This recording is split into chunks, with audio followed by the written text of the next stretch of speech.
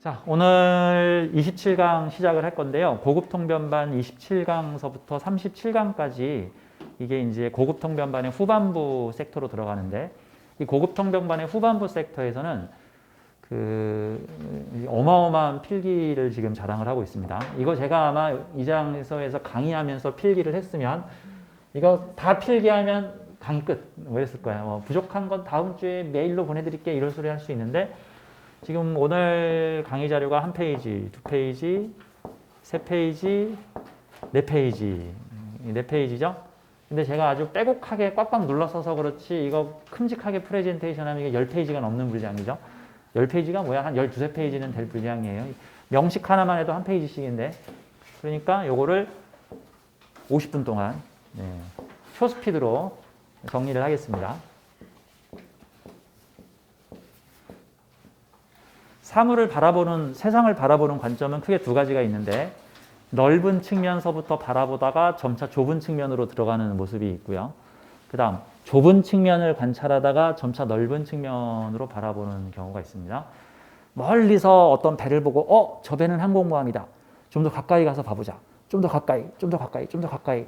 아, 조타실을 한번 보자. 기관실을 한번 보자. 무기고를 한번 보자. 이런 식으로 러프하게 시작했다가 점차 디테일하게 들어가는 모습이 있는데, 저 같은 경우는 주로 러프하다가 디테일한 식으로 들어가는 케이스들이 많아요. 반대로 나오는 경우는 하나의 부분을 모아 설명하다가 나중에 종합해서 설명하는 거인데, 저는 오늘 좀 두 가지식으로 러프하게 설명하면서 디테일하게 들어가는데, 오늘 아마 디테일까지 들어갈 시간이 없을 거예요. 그래서 세세한 내용들은 제가 가지고 있는 이 필기 노트, 지금 여러분들한테 다 교재로 나눠드렸죠. 이 교재 노트를 가지고 계시면서 내가 무슨 사주를 좀 풀어야겠다. 그럴 때는 이 내용을 좀 참고를 해서 같이 보도록 하겠습니다. 이거는 마치 숲을 보느냐 나무를 보느냐라는 관점에서 볼 때 숲을 보는 관법이라고 볼 수가 있겠죠. 숲을 보는 관법.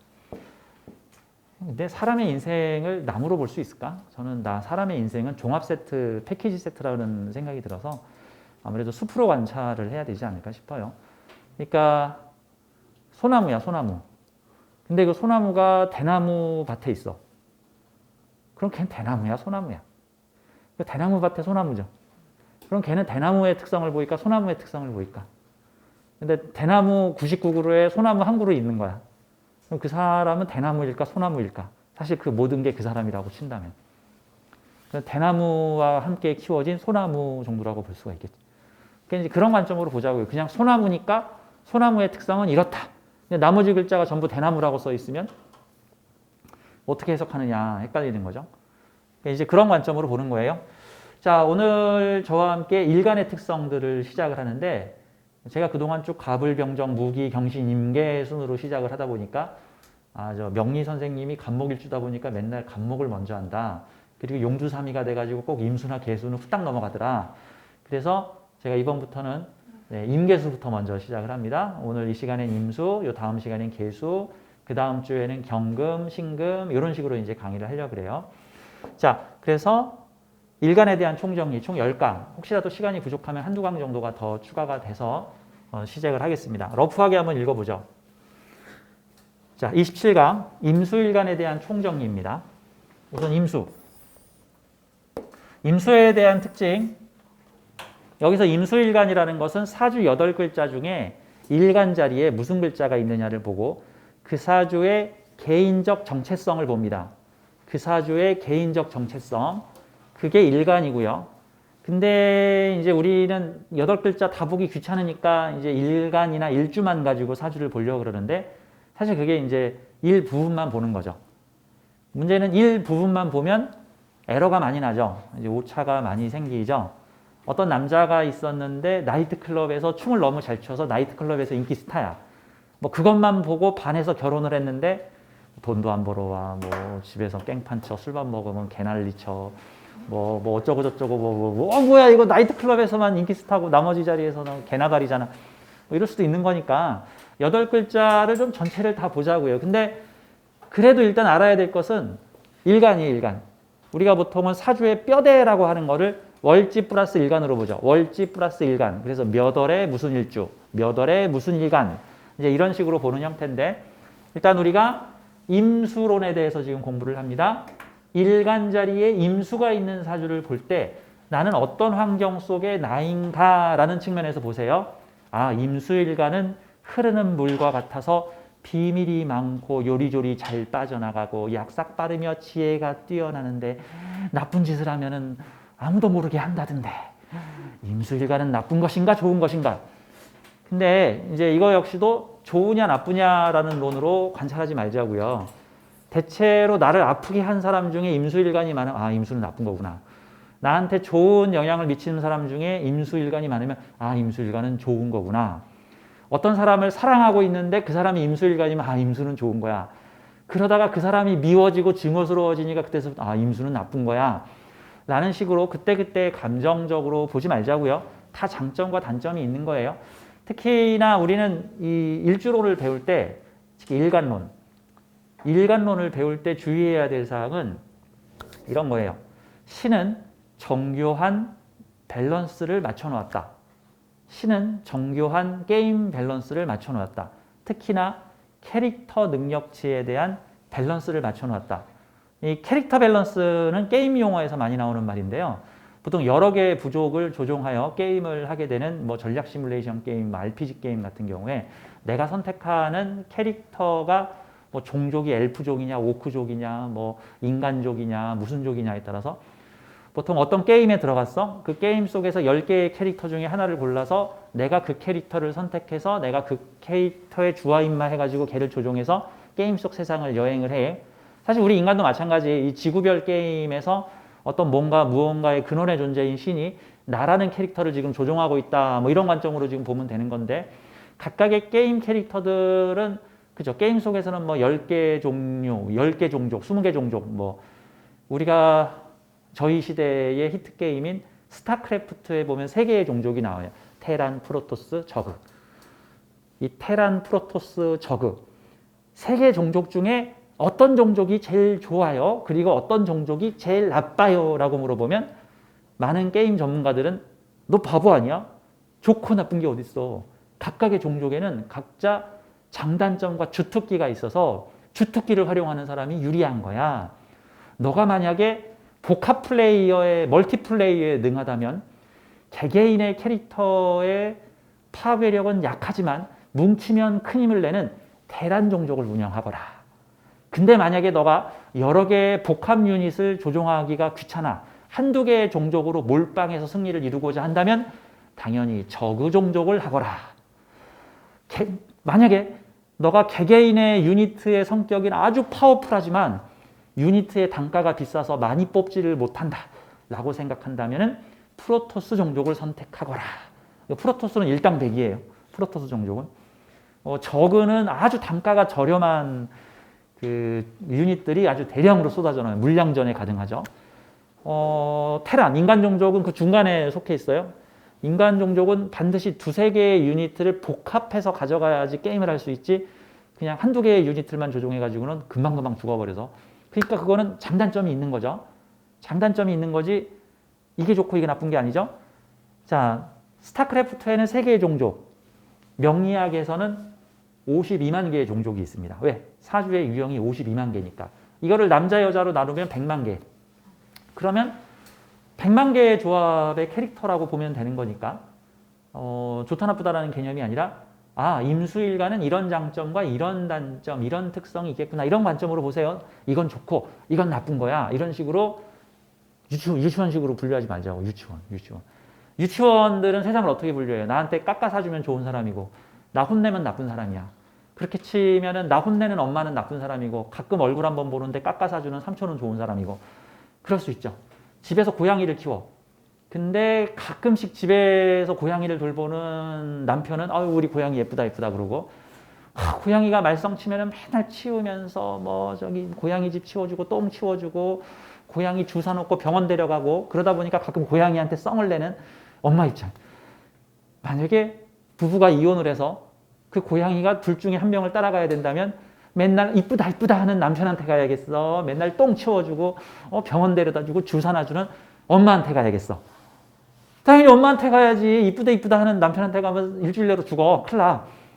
뭐 딱 그런 느낌과 같은 거예요. 그러니까 이 사주를 좋다 나쁘다로 비유를 하게 되면 이게 그런 불상사가 생길 수 있다. 자, 임수를 한번 보도록 하죠. 자, 명리학에서 임수하면 떠오르는 캐릭터 느낌은 뭐냐면요. 목, 화, 토, 금, 수를 다 거친 최종 진화 버전이 임계수다 라고 보시면 돼요. 목, 화, 토, 금, 수 모두 거친 최종 진화 버전이 임계수다. 한 사이클의 마지막이다. 근데 임계수 다음은 다시 목으로 시작을 하기 때문에 가불이라고 하는 목으로 시작하니까 하나의 사이클의 최종본이다. 가령 중학교 과정의 가장 고학년이다. 고등학교 과정의 가장 고학년이다. 초등학교 과정의 가장 고학년이다. 그러면 임계수는 고등한 종족이고 가불은 열등한 종족인가요? 아니, 그런 차이가 아니죠. 그렇죠? 뭐 초등학교 6학년과 중학교 1학년은 누가 더 센 건가요? 숫자상으로는 초등학교 6학년이 센데 전체 레벨상으로는 중학생이 더 센 거죠. 뭐 이제 그런 개념으로 봐야 되는. 그래서 에너지는 계속 순환을 하면서 성장 발전을 해요. 모든 에너지는 순환을 하면서 성장 발전하는데 하나의 사이클의 후반에 들어있다라는 정도로 봐야 돼요. 이게 또 자칫하면은 나는 임계수일간이다. 저 어린 가불목들, 아유, 저 쯔쯔쯔쯔 이러면 이제 곤란하다라는 거죠. 저 같은 가불이 들으면 되게 기분이 나빠요, 이제. 그런 용도로 보면 돼요. 조선에서 가장 핍박받은, 이 동양의 명리학에서 가장 핍박받은 캐릭터들이 누구냐면요. 임계수일주 여자예요. 가장 핍박을 받았어요. 왜 핍박받는 줄 아세요? 여자 주제에 잘났으니까. 여자가 잘난 건 죄였어요, 옛날에. 어떻게 여자가 잘나? 미친 거 아니야? 어떻게 여자가 잘나? 여자는 뭐 남자보다 못나야지. 옛날에는 그랬다고.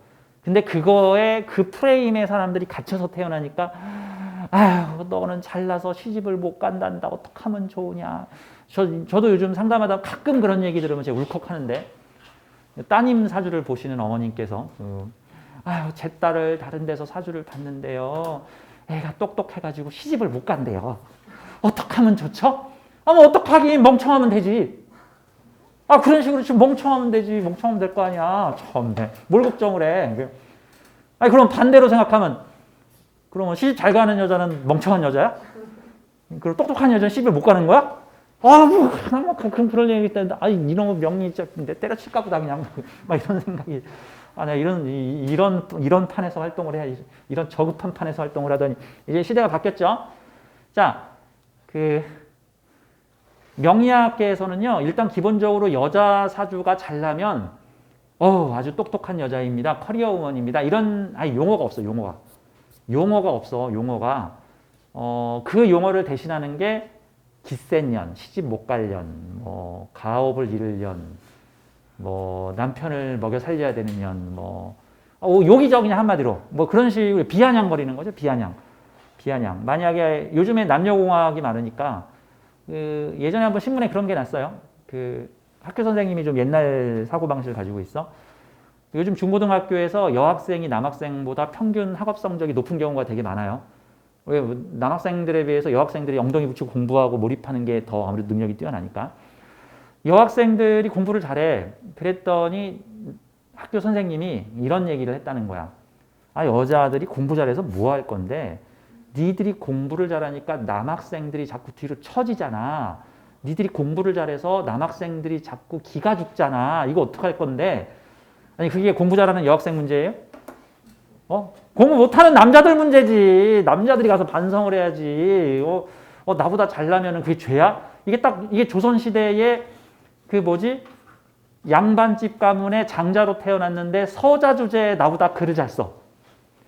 가끔 드라마에 종종 나오죠. 뭐 서자 주제에 나보다 똑똑해. 서자 주제에 나보다 인기 있어. 서자 주제에 나보다 능력 있어. 서자 주제에 용감해. 그러면 보통은 어떤 일들이 나요? 뭐 시기 질투, 막 몰이야, 가서 유배 보내고 밤에 확 독살해버리고 그냥 막 활로 확 쏴버리고 막 가끔 그런 거 보면은 그렇죠? 되게 아무튼 그러니까 우리 이제는 이제 명리학계에서 남녀 차별 이런 거 이제 없어져야 돼. 남존여비 이런 거 좀 없어져야 되는데 그 중에서도 특히 여자 사주의 임수일간들은 뭔가 그냥 일패하고 시작하는 느낌으로 막 사주를 푼단 말이죠. 여자가 임수야? 여자가 임수? 그러면 이제 이 옛날 사고방식을 가지신 분들이 이게 임수는 억울하다 해가지고 내 블로그에 쓴 글이 있는데, 임수 여자 억울하다. 태어났더니 억울하다. 왜? 임계수로 태어났더니 남자 배우자 줄이 진술충미야. 그럼 뭐 4가지 종류의 4계절의 남자를 다 만나볼 수 있어. 어머, 그럼 좋은 건가요? 그런데 이제 남자들의 가치관으로 보자면 이런 발칙한 년을 봤나, 어떻게 봄, 여름, 가을, 겨울에 4가지 종류의 남자를 3년에 한 번씩 만날 수가 있어. 이런 발칙한 년 해가지고 이제, 그래서 임계수 여자는 절대 식신상관을 써서는 안 된다. 애를 낳아서 길러야 되니까 식신은 허락한다. 근데 상관은 안 된다. 이제 이런 식으로. 상관은 안 된다. 그래서 뭐 여자가 상관을 쓰면 요망한 년 막 이런 식으로 얘기를 했는데, 이제 그런 걸 이제 벗어나자고요. 자, 우리 임수에 대한 통변을 좀 보겠습니다. 일단 여기 있는 내용들은 일반적으로, 사실 제가 이 교재를 만들면서 일반적으로 그 명리학 계통에서 흔히 쓰이고 있는 어떤 통론에 대해서 한 80%를 적었고, 도저히 내 가치관에 비추어서 이건 아니다 하는 건 내가 좀 몇 개 삭제했고 지웠고, 이건 도저히 아니다. 이상한 내용 많아. 옛날 책 뒤져보면 정말 이상한 내용들 많아요.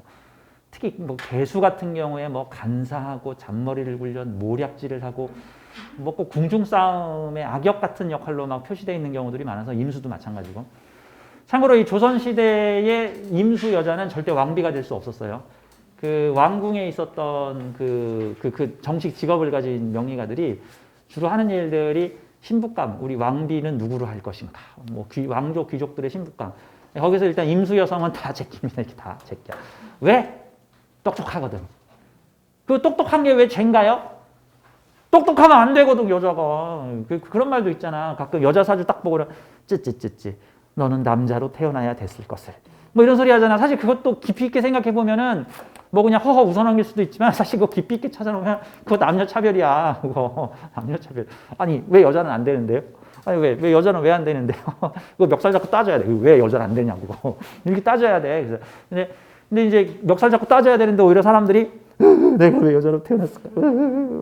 이런 식으로. 이게 능력 있다는 소리예요. 능력 있다는 소리를, 능력 있는 사주군요. 여자분이. 멋집니다. 이래야 되는데, 왜 여자로 태어났을까?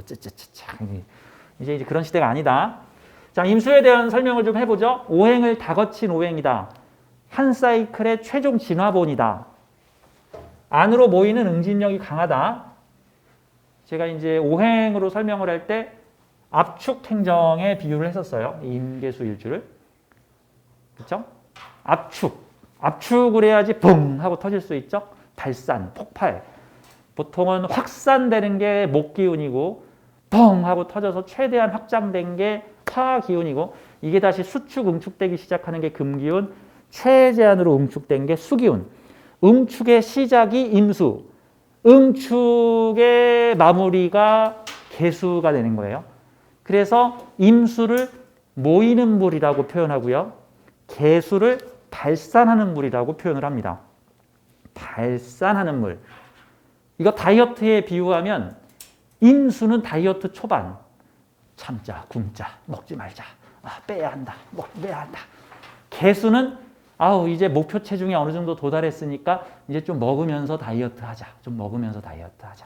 이런 개념으로 볼 수가 있는 거죠. 임수는 모이는 물, 계수는 확산되는 물. 그래서 임수를 흐르는 강물, 큰 저수지, 큰 바다, 모이는 물로 비유를 하고요. 계수는 수증기 올라가기, 아지랭이 나풀거리기, 잎사귀에 낀 이슬, 이런 형태로 보통 계수를, 그래서 계수를 봄비, 가을비 이런 식으로 표현을 합니다. 사주에 임수하고 계수하고 같이 있으면 압축됐다가 발산됐다가, 압축됐다가 발산됐다가. 임수 계수는 같은 수기운 중에서 강경파와 온건파 정도로 볼 수 있죠. 대체로 양간이 시작하는 해, 음간이 마무리 짓는 해예요. 목기운에서의 양간은 간목이고, 목기운에서의 음간은 을목인데, 목의 운동을 할 거야가 간목이면, 야, 이제 좀 유도리 있게 하자. 머리 쓰면서, 융통성 있게 하자. 같은 게 이제 을목이라고 이제 비유를 할 수 있죠. 임수 같은 경우도 압축인데, 압축할 거야. 명분이 중요하죠. 이게 임수고, 그 다음에 계수는, 자, 이제 어느 정도 목표가 나왔으니까 이제 좀 이제 풀면서 확산하면서 발산하면서 하자. 전쟁할 거야 하는 기운과 야 적당히 평화회담도 하고 협상도 하면서 좀 유도리 있게 좀 쉬어가면서 전쟁을 하자. 이게 양간과 음간의 차이 정도다. 뭐 이런 식으로 보는 거죠. 자, 그래서 흐르는 강, 큰 강, 바다의 비유를 한다. 그래서 사주의 일간이 임수일간이면은 아, 흐르는 강, 큰 강, 모이는 물이구나. 근데 어떤 환경에서 물인가? 라는 측면을 봐야 되는 거예요. 불바다에서 물인가? 아니, 물바다에서 물인가? 목바다에서 물인가? 토바다에서 물인가? 그런 형태로 이제 사주를 큰 틀에서부터 접근을 해보는 거죠, 이제. 자, 목 기운을 보면 뭐 천간, 가불복, 지지의 임묘진 같은 거겠죠. 목 기운을 보면 흘러가야 할 방향성을 찾는다. 그래서 임수일간이 천간이나 지지의 목 기운을 보면은 내가 해야 될 방향성을 가지고 있는 사람, 보통 식신상관을 나타내는데 나 이거 할 거야, 나 요거 할 거야, 나 음악 할 거야, 미술 할 거야, 패션 할 거야, 미용 할 거야, 나 비즈니스 할 거야, 돈 벌 거야. 뭐 이런 형태의 방향성과 목적성을 찾는다 그래요. 그래서 임수일간이 목 기운을 가지고 있으면은 흐르는 물로 비유를 하고 목 기운이 없으면은 흐르는 물이 아닌 뭔가 어디로 흘러야 될지 모르는 물 같은 느낌으로 보죠. 그러면 없으면 나쁜 건가요? 아니야. 운에서 들어오기 때문에 운에서 들어올 때 방향 잡으면 돼. 운에서 들어올 때. 자, 토가 수에너지한테 토는 그릇이에요. 그릇. 무기토 중에서 무토는 대체로 외형을 만들어주고 기토는 성질을 만들어줘요. 수에너지한테 자, 대표적으로 수에너지하고 화에너지는 형체가 없는 오행입니다. 형체가 없는 오행이에요. 자, 불이라는 거 형체가 있어요? 불이나 물의 형체를 가지려면 틀이 있어야 돼, 틀. 그 틀의 역할을 토가 해줘요, 토. 자, 네모난 그릇에 물을 담으면 물이 네모내지고 둥그런 주전자에 물을 담으면 물이 둥그레져요. S자 라인에 하수구를 만들어 놓고 물을 흐르게 하면 물이 S자로 흘러요. 불도 마찬가지죠. 네모난 난로 속에 집어넣으면 물이 네모난 모양을 가지고 있고 동그란 난로 속에 불을 담아놓으면 동그란 모습을 가지고 있고 다 탄 불에다가 숯덩이 몇 개를 놓으면 그 숯 모양의 형태로 불이 이렇게 통나무를 올리면 통나무 형태로 불이 올라온다. 가마의 모습대로 불이 따른다. 그래서 수에너지와 화에너지한테 토라는 에너지는 어떤 프레임, 형식, 규칙, 틀 같은 거죠. 그러면 사주에 수에너지와 화에너지가 막 부딪혀 싸우고 있는데 토가 없으면 이거 어디로 튈지 모르는 수하고 화인 거 어디로 튈지 모르는 그런 약간 불안정성을 가지고 있는 이제 그런 것들이 뭐 직업 불안정, 뭐 형태 불안정, 또 좋게 말하면 어떤 정형화된 틀에 속박되려는 사주가 아닌 어떤 프레임에 결속되기 싫은 뭐 그런 모습으로도 나타낸다. 이렇게 보는 거죠. 우리가 보통 돈을 벌게 되면 귀에 무슨 소리를 듣느냐면 계획적으로 쓰세요. 뭐 이런 소리를 많이 듣죠. 계획적으로 돈 벌고 계획적인 지출, 뭐 가계부 쓰기, 뭐 이런 거 같은 거. 여행 일정 계획적으로 짜기. 근데 이게 프레임이나 틀이 없으면 와 맛있는 점심 식사인데 우와 30만 원짜리 딱 했더니 다음날 일정 여비가 부족할 수도 있어요. 이런 거 같은 게 일종의 이제 토의 역할 이렇게 볼 수 있습니다. 네모난 그릇에 담기면 네모나고 둥근 그릇에 담기면 둥글다. 자, 강한 토에 막혀 흐르지 못하고 고이면 썩는다. 이제 쉽게 말해서 임계수 사주에 토가 너무 많으면 이도저도 이 틀에도 맞춰야 되고 저 틀에도 맞춰야 되고 요 틀에도 맞춰야 되고 아버지의 틀에도 맞춰야 되고 남편의 틀에도 맞춰야 되고 직장의 틀에도 맞춰야 되고 사회의 틀에도 맞춰야 되고 자식의 틀에도 맞춰야 되고 사회적 틀, 개인적 틀 그 틀이 일주, 시주에 많이 붙어 있으면 내가 개인적으로 만든 틀에 나를 맞추려고 하면서 힘들어지는 모습이고 반드시 새벽 5시에 일어나서 돌을 닦아야 돼. 6시에 일어나서 나 같은 거 죽어야 돼. 뭐 이러면 이제 곤란하다 이런 말이죠, 이제. 근데 이제 그 틀이 사회적에 있으면 아, 스승님께서 5시에 반드시 기도를 하라 그랬는데 아, 6시다 큰일 났네. 어떻게 교회 가지? 이제 이런 형태들이 된다 같은 거죠. 자, 수의 에너지는 난자, 정자를 품은 생명을 잉태하는 바탕이다. 그래서 보통 수 에너지는 생명의 창조, 무에서 유가 발생하기 위한 에너지. 그래서 사주에 수 에너지가 많은 사람은 잠재되고 아직 드러나지 않은